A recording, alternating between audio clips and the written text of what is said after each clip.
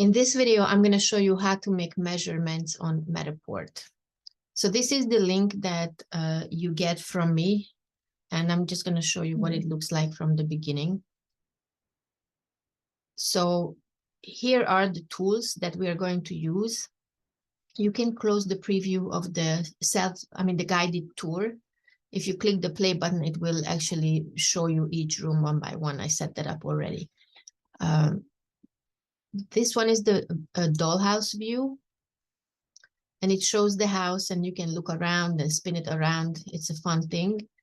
That's not what we're going to use right now for the measurements. We are going to use the floor plan and then the measurement mode.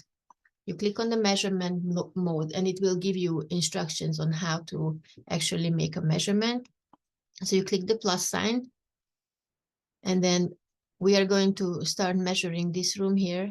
You click, you can actually see a magnified version of where your cursor is, and it helps you to really make an accurate measurement.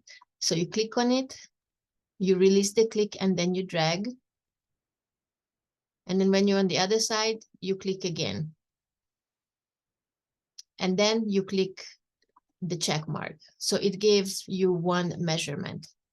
Now you can measure the other wall.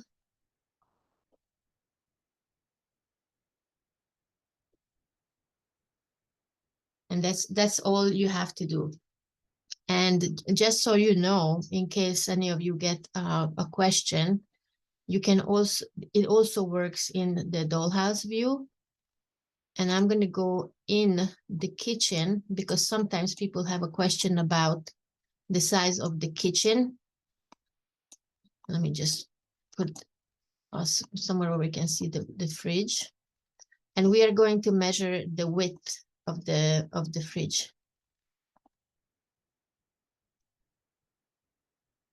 There you go. So you can see that it works inside the plan and on the floor plan as well. And we can also measure the height of the ceiling.